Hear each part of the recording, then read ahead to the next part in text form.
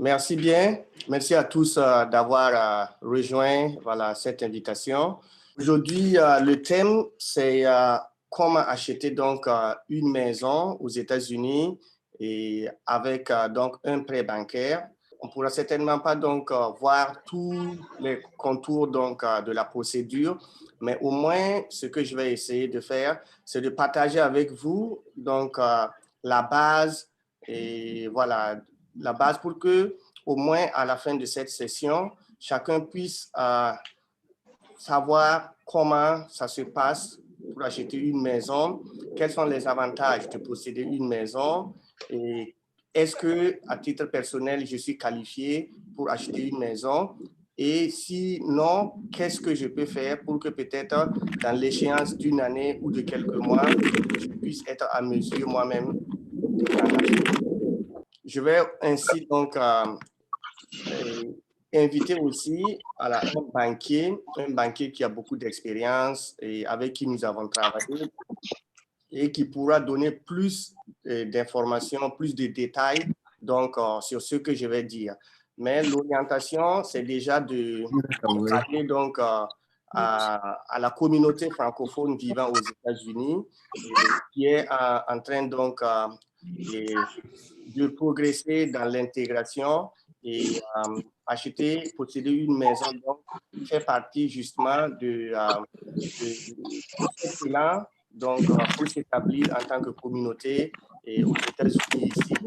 Et voilà pourquoi l'intérêt est porté spécifiquement aujourd'hui sur cette communauté. Si les gens ont des questions plus tard, voilà, on pourra donc ouvrir le micro et permettre aux uns aux autres d'intervenir. Nous allons donc subdiviser cette session en 3 parties. La première partie étant donc les conditions pour être qualifié pour obtenir donc un prêt bancaire.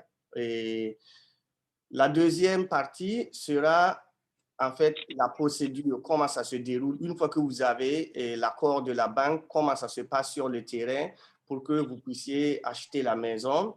Et en troisième partie, nous allons inviter un banquier, Raoul Socia, donc de Tri-State Funding of New York, et qui va donc intervenir. Et lui, il va parler exclusivement en anglais. Je suppose que nous tous, nous sommes bilingues.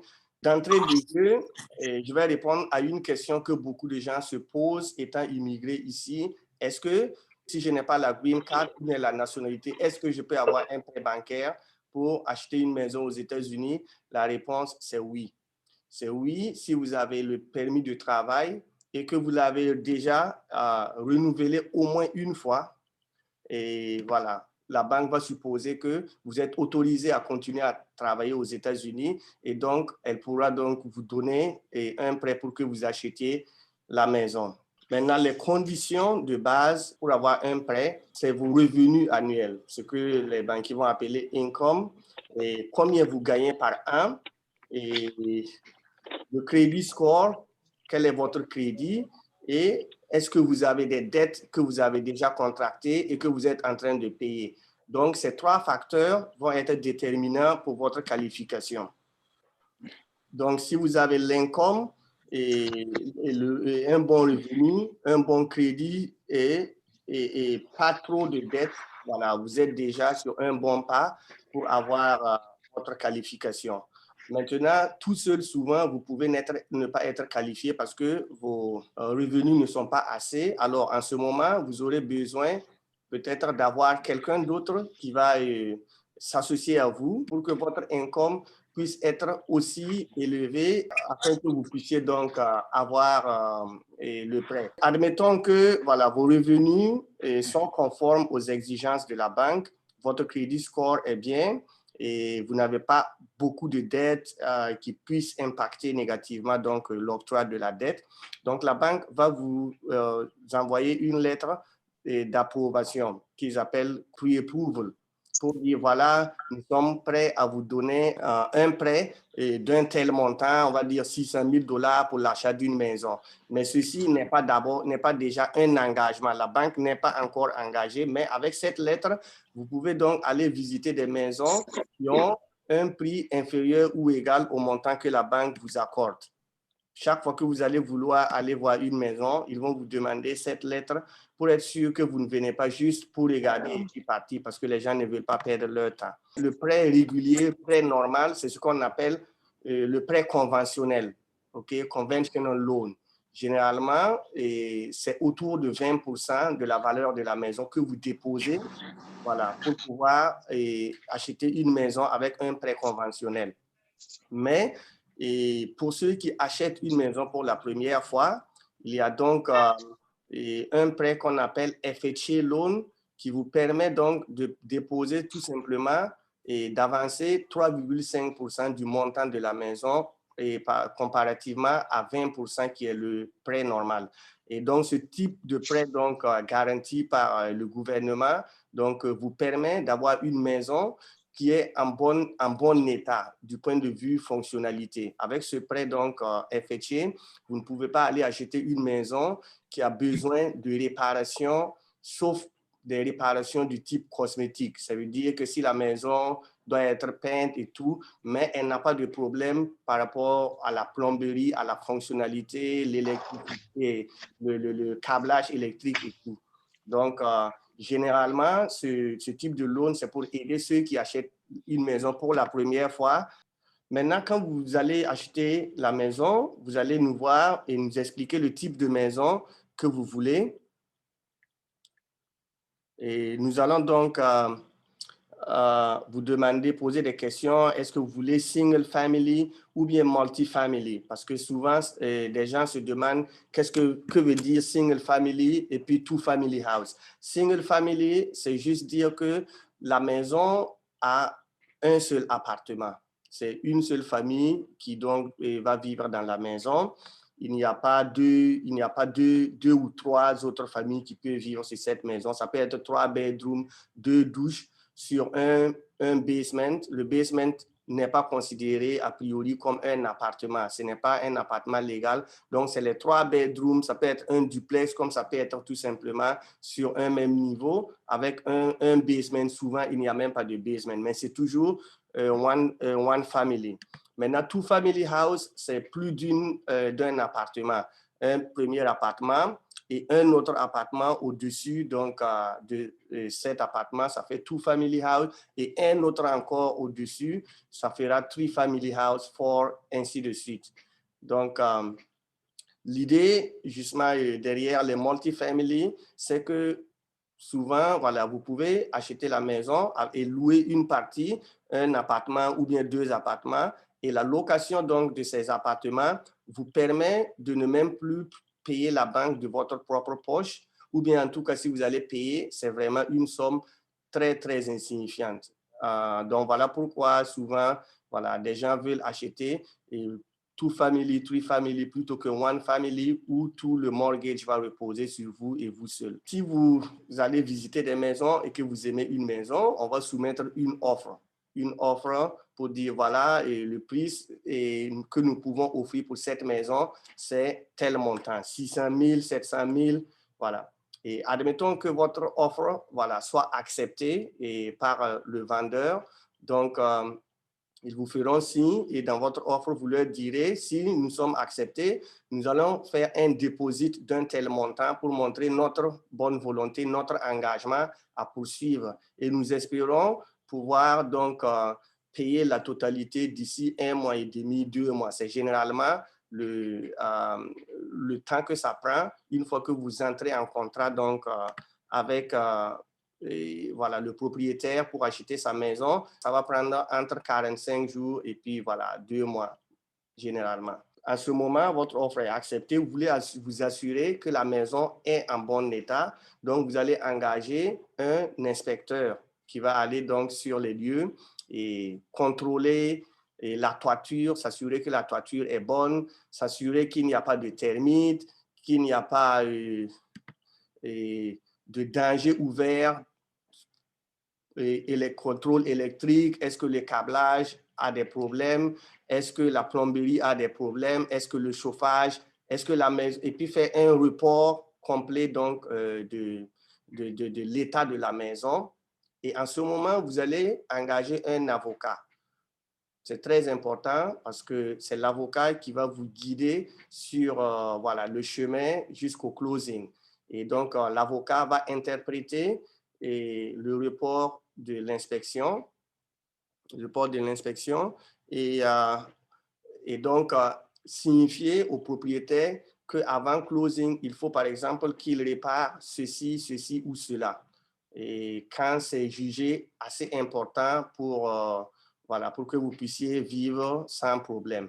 Donc, le propriétaire aussi va s'engager. Lui aussi, il a un avocat. En ce moment, quand vous êtes entendu avec le vendeur, généralement, c'est les avocats qui vont faire la procédure. Ils vont donc transcrire en termes juridiques votre agrément et donc vous faire signer. Et c'est eux maintenant qui vont coordonner tout jusqu'à la signature finale. Votre avocat va engager une compagnie de title search. C'est une compagnie donc qui va s'assurer que la maison que vous achetez n'a pas de violation, n'a pas de litige et que le title est clean pour que vous puissiez en bénéficier sans aucun problème.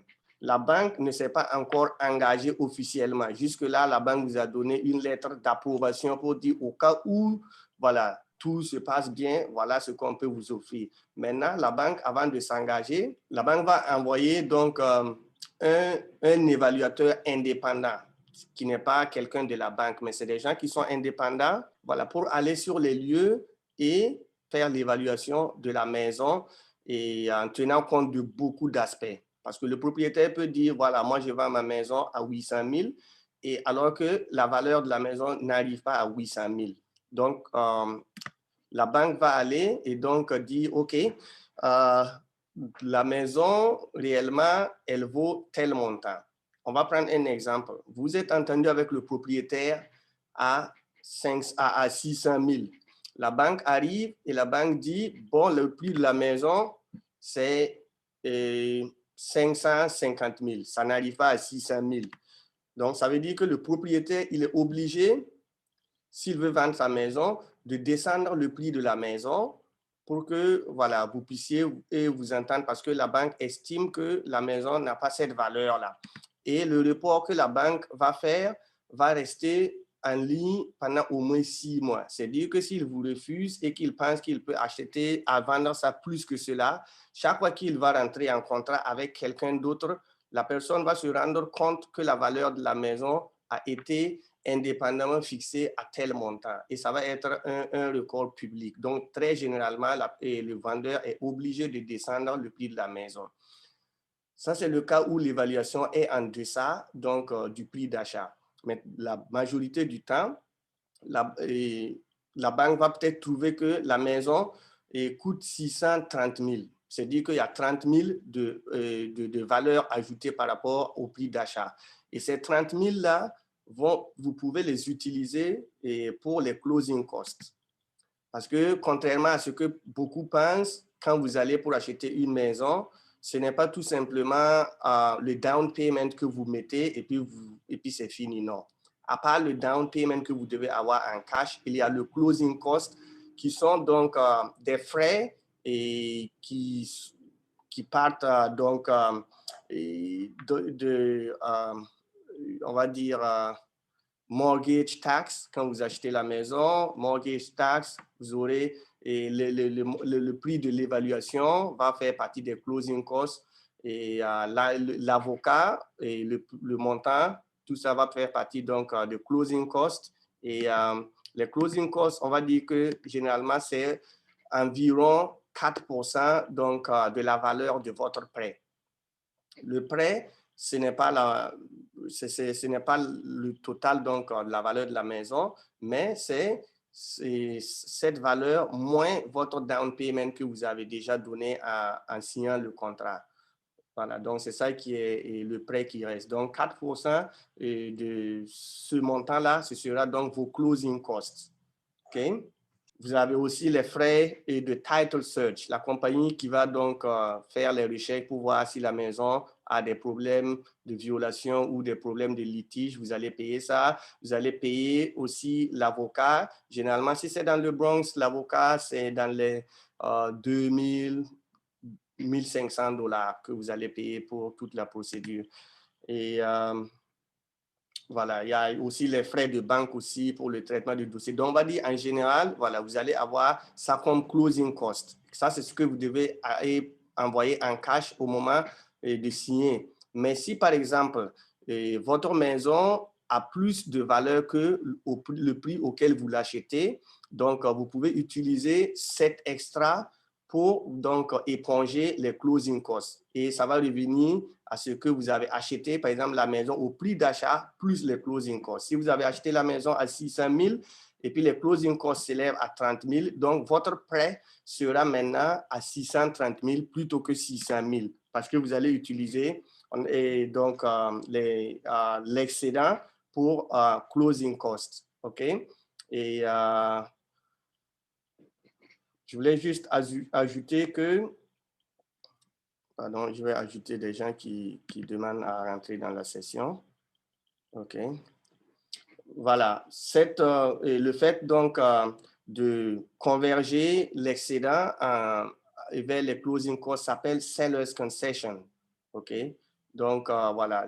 Donc, la base, c'est que si vous allez acheter une maison, mettez-vous en tête que vous payez non seulement le down payment minimum de 3,5%, mais vous devez avoir à peu près 4% pour le closing cost, avec la possibilité que ce closing cost soit épongé si votre négociation est bonne et que vous arrivez à avoir la maison en deçà du prix et voilà, de la valeur réelle sur le terrain. C'est pour cela qu'il faut engager des gens qui sont professionnels et qui luttent réellement pour vos intérêts. Et l'avocat, le banquier, c'est très important. Toutes les banques n'ont pas la même façon de procéder, même si la base est pareille, mais il y a des banques qui peuvent régler certains problèmes plus vite que d'autres. Et nous, on va toujours vous recommander d'aller vers des banques qui sont donc spécialisées dans l'octroi des prêts. Beaucoup de banques, pour ne pas dire toutes les banques, ont aussi un département de mortgage, mais elles ne sont pas toutes spécialisées et souvent, il peut arriver des difficultés que certaines banques pourront surmonter que d'autres ne pourront pas. Voilà pourquoi nous allons toujours recommander des banquiers qui ont fait leurs preuves, comme Raoul Socia, donc, qui va joindre la conversation tout à l'heure et qui va donner plus de détails, voilà, pour que la procédure se passe. Okay? Maintenant, je vais essayer de répondre à une question. Pourquoi généralement les gens achètent une maison? Pour nous, les immigrés, quand on entend acheter une maison, on se dit, non, je préfère aller au pays parce que c'est comme si tu vas rester ici pour de bon. Je vous dis que ce n'est pas le cas parce que acheter une maison ne signifie pas que l'on va rester indéfiniment dans la maison. Et posséder une maison, ça ne veut pas dire que la banque va vous donner le prêt, par exemple, pour 30 ans. Ça ne veut pas dire que vous allez rester dans la maison jusqu'à payer les 30 ans et finaliser tout. Non. Ceux qui achètent les maisons, généralement, revendent au bout de 10 ans, 15 ans pour gagner pour gagner, on va dire, un bénéfice sur la maison. Vous allez voir une maison, il y a 10 ans, qu'on vendait peut-être, on va dire même 5 ans, qu'on vendait à 500 000 et aujourd'hui, vous devez l'acheter à 700 000, 800, 900 000. Et c'est les mêmes personnes qui revendent. Donc, vous n'êtes pas obligé d'éponger toute la dette avant de revendre la maison. Non. La maison, vous êtes dedans. 3 ans, 5 ans, 6, 10 ans après, vous voyez que la maison a gagné en plus-value et vous la revendez, vous prenez votre bénéfice et vous allez acheter quelque chose d'autre ou bien en tout cas réinvestir. Et si vous ne voulez pas vendre, vous pouvez refinancer et c'est comme si vous achetez votre propre maison. Et admettons que vous avez acheté la maison à 500 000 et aujourd'hui, votre maison vaut 800 000. Vous pouvez refinancer et la banque va vous donner en cash et voilà, la plus-value, la différence entre ce que vous aviez acheté et ce que la maison vaut aujourd'hui. Si c'est 300 000, la banque donc va vous donner ça et c'est comme si vous avez racheté votre propre maison. Beaucoup de gens le font, ils font les refinancing pour cette raison, pour gagner la valeur ajoutée, comme aussi pour enlever quelqu'un qui a aidé à prendre donc le prêt. Moi, par exemple, je n'ai pas assez d'income pour pouvoir acheter la maison. Donc, j'ai demandé à un cousin ou deux cousins de m'aider pour qu'ils puissent avoir la maison. À un certain moment, donc, je veux libérer mon cousin et donc je fais refinancing parce que moi-même, je qualifie maintenant pour pouvoir continuer donc le restant à payer et donc j'enlève cette personne. Et aussi une question que les gens peuvent se poser, si je demande à quelqu'un de m'aider à avoir la maison, il donne son income et tout, vous pouvez vous soucier, est-ce qu'entre-temps la personne ne va pas venir réclamer la maison, dire non, moi aussi j'ai aidé, donc c'est ma maison et créer un problème qui n'est pas nécessaire. La réponse est que vous avez le choix de faire en sorte que la personne vous a aidé à obtenir le prêt, oui. Mais la possession de la maison, la personne n'y est pas ou vous lui donnez seulement 1% de possession sur la maison. Ça veut dire que c'est votre maison, mais il vous a juste aidé et tout simplement. Donc, voilà, à ce niveau, il n'y a pas à trop s'inquiéter. Et c'est même encouragé. Beaucoup d'autres communautés font la différence parce qu'ils savent que l'union fait la force. Souvent, à un, c'est difficile de supporter le coût, mais les gens se mettent ensemble, 3, 2, 4, et puis ils achètent une première maison, ils payent jusqu'à un certain montant, ils rachètent une autre maison, et petit à petit, vous voyez qu'ils vont avoir beaucoup de maisons et ils deviennent des investisseurs. Et une fois que vous avez déjà fait un parcours pareil, les banques même vous aident à pouvoir donc vous acheter et à vous donner plus parce que vous avez prouvé que vous êtes sérieux et qu'on peut vous faire confiance. Donc, souvent, si seul vous n'arrivez pas à faire quelque chose, voilà, vous pouvez vous mettre ensemble et puis faire et acheter une maison. J'en ai vu des cas, des gens de la communauté qui ont effectivement fait comme ça, qui ont acheté leur maison. Peut-être qu'ils sont même sur, certains sont sur donc cette session. Et on va dire qu'en 3-4 mois, la maison qu'ils avaient achetée a eu une valeur de 50 000 $. Donc, et aujourd'hui, s'ils vont revendre, ils auront ce bénéfice-là. C'est pour dire à quel point, voilà, et les valeurs âgées s'ajoutent ici. OK? Voilà, par exemple, voilà, des maisons que j'ai prises comme ça sur le marché et voir l'historique donc de la vente de ces maisons pour vous donner une idée de la valeur ajoutée que les maisons gagnent sur le temps. Donc, cette première maison, on va dire, voilà, 3703 East Tremont. Aujourd'hui, c'est sur le marché à 769 000 et en 2003, donc le propriétaire l'a acheté à 400 000. La prochaine maison, vendue à 750 000 aujourd'hui, a été achetée à 355 000 en 2003 aussi. Prochaine maison, aujourd'hui, 750 000, achetée donc en 93 à 162 000. L'autre maison, 2745 Miles Avenue, aujourd'hui à 749 000. La dernière fois que ça a été vendu, c'était donc en 2019 à 675 000. Et avant cela, en 2013, ça avait été acheté du moins à 426 000. Aujourd'hui, donc, ça revend à 749 000. Voilà un peu, juste pour vous donner une idée donc, sur le gain en valeur des maisons à New York, par exemple. Je ne sais pas si vous avez des questions en ce moment sur le petit exposé. Et s'il y en a, vous pouvez tout simplement vous démuter et puis parler. Et juste après, je vais inviter donc Raoul Socia, le banquier, pour que voilà, il vienne et que nous lui posions des questions. Donc, si quelqu'un a une question, voilà, il peut poser en ce moment. Bonjour. Bonjour. OK. Déjà, merci pour l'initiative et tout, parce qu'il y a pas mal d'informations que nous recevons ici. Et je suppose que tous ceux qui sont là ne sont pas forcément prêts, mais au moins nourrissent voilà, l'intention d'être propriétaire un jour. Oui. Et bon, voilà, courage à tous. Mais avant cela, il y a une question qui franchement me taraude l'esprit. Alors, là, c'est quoi? Ici, la majorité d'entre nous sommes immigrants. Ça voudrait dire que beaucoup d'entre nous évoluons dans un secteur plutôt où on est self-employed. Moi, je parle de ceux qui ont un W2 conséquent, ne sont pas nombreux. Oui. Alors, nous savons que beaucoup d'entre nous avons été confrontés à cette question de taxes income, tax return et tout pour l'acquisition d'une maison. Alors, de façon concrète, connaissant nos réalités et aussi étant dans ce milieu, de quoi le marché dispose pour nous autres, self-employed? Il y en a parmi nous qui font peut-être 150 000 $ l'année, mais pour des raisons de déclaration, surtout peut-être avec un net income de 15 000 $, 20 000 $. Et c'est clair que quand vient le moment d'acheter, il y a un problème. Oui. Alors, de façon concrète, est-ce qu'il y a des institutions financières pour nous accompagner dans ce sens? Est-ce qu'il y a une procédure particulière pour pouvoir peut-être surmonter cela? Ou concrètement, qu'est-ce qu'il faut faire?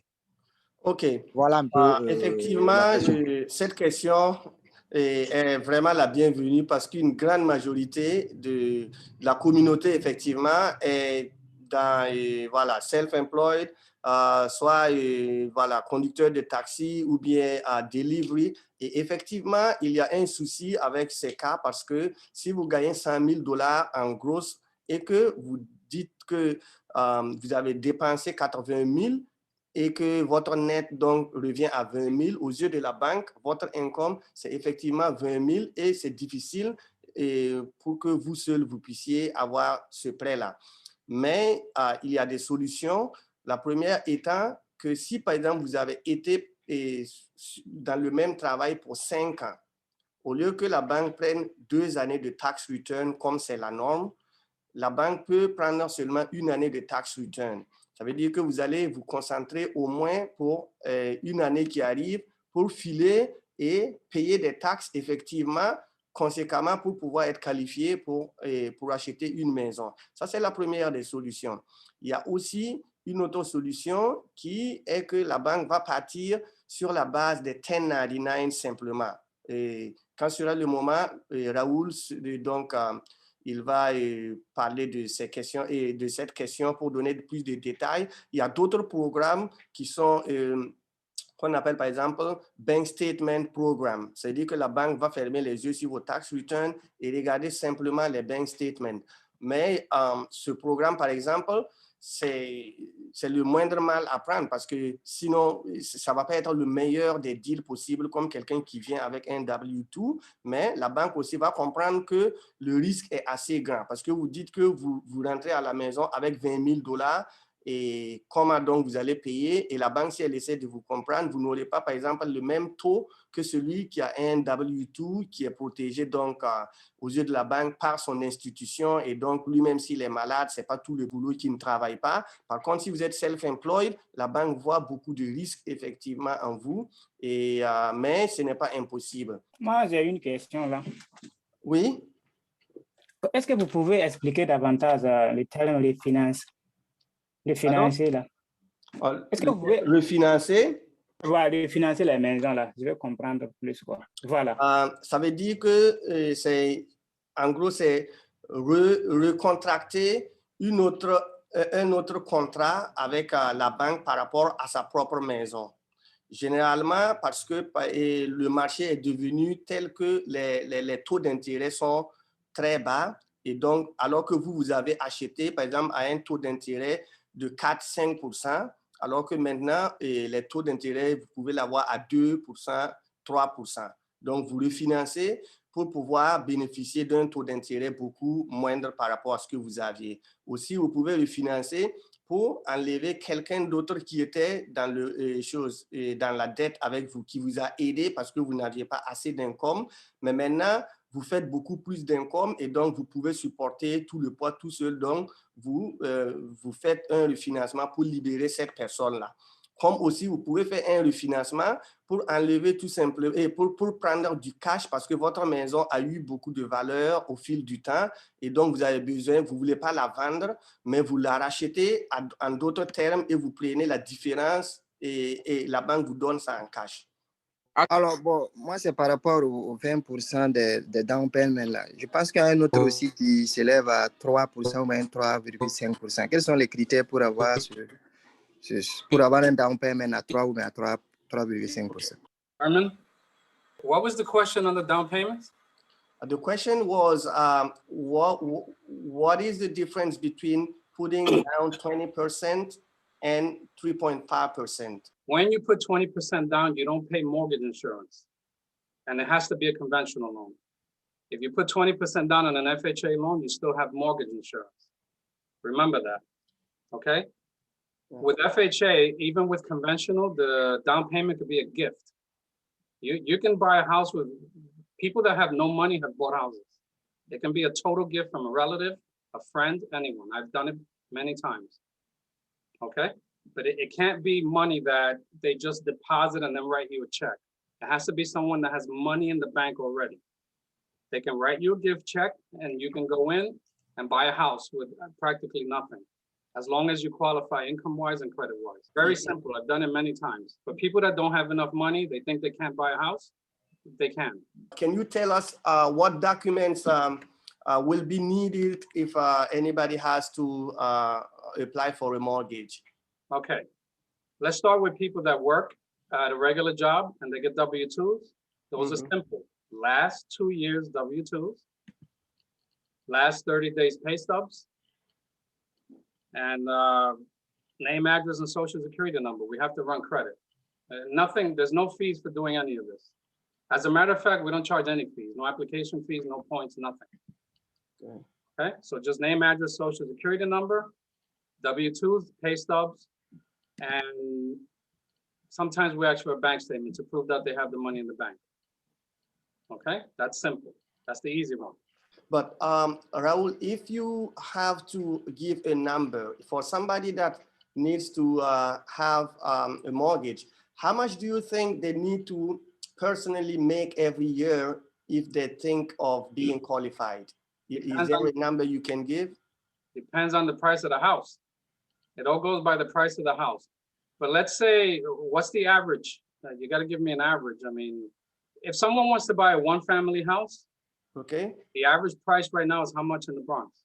For 460 to 650, depending on the location. All right. So someone that's buying a house in the high 400s, 75,000 a year should work, and that all depends on their debt. If they have a lot of debt, the more debt you have, the less you're going to get qualified for. You understand? So if you have a car and you're paying $1,200 a month on that car, it lowers how much you can borrow. Okay. That's called debt to income ratio.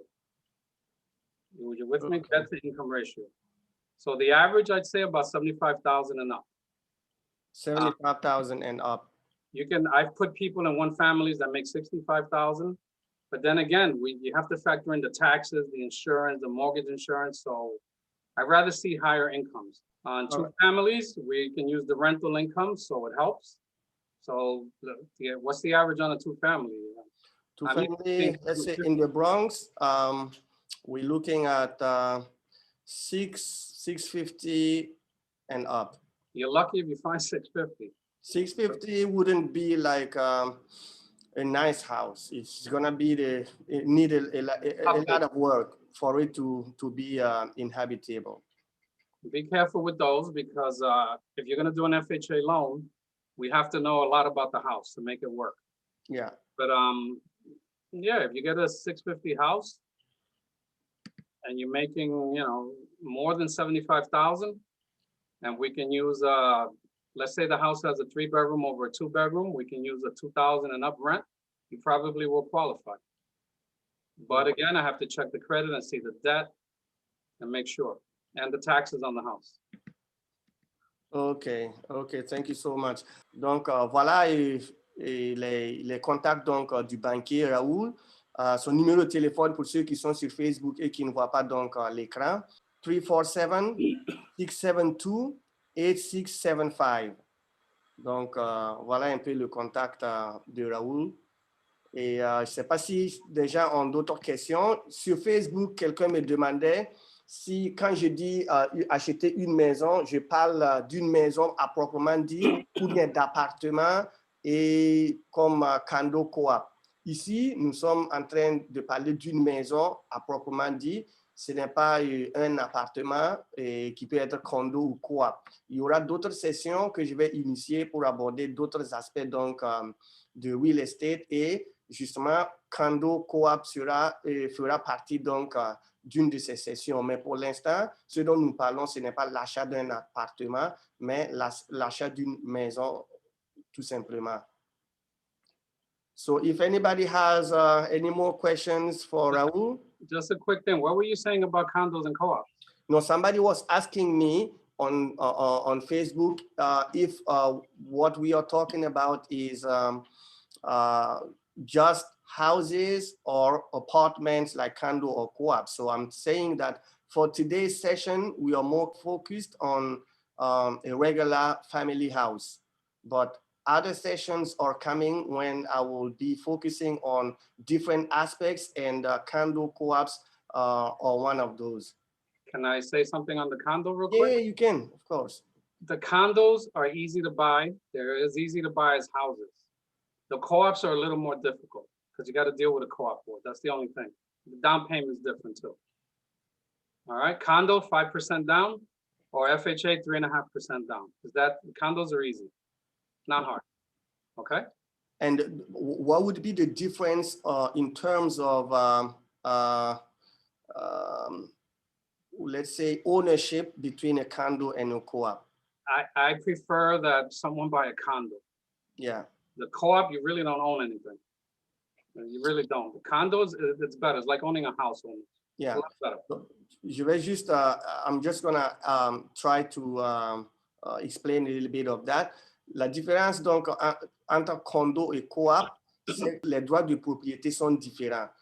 C'est tous des appartements qu'on retrouve dans des buildings et qu'on achète. Mais pour le coop, par exemple, vous n'avez pas une possession réelle de la maison et vos droits sont limités. Tout ce que vous pouvez faire dans la maison et doit être soumis et approuvé par un board, l'ensemble des personnes donc, qui ont acheté le building. Donc, ils doivent valider et généralement, ils ne vous permettent pas de louer cet appartement. Vous devez tout simplement vivre vous-même dans cet appartement pendant en tout cas un certain moment avant de pouvoir louer ça. Par contre, si c'est un condo, et vous pouvez même mettre 3,5% comme une maison régulière. Vous pouvez louer la maison comme vous voulez et vous avez même un papier de propriété.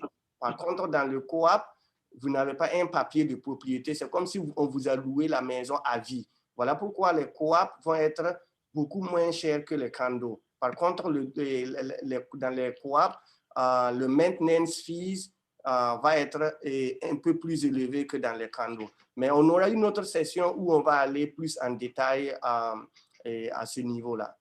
I think the challenge for the most of us is the question of, qualification.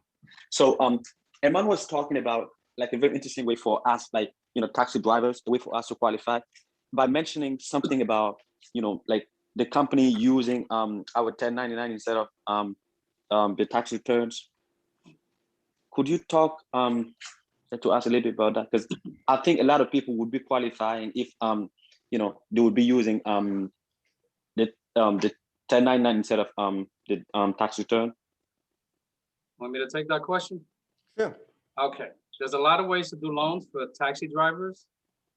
I run into a lot of people that drive cabs, people that own grocery stores, businesses. They don't report much. That's the problem. So we can do loans two different ways. There are 1099 programs. We have 12 or 24-month bank statement programs where you just qualify with bank statements.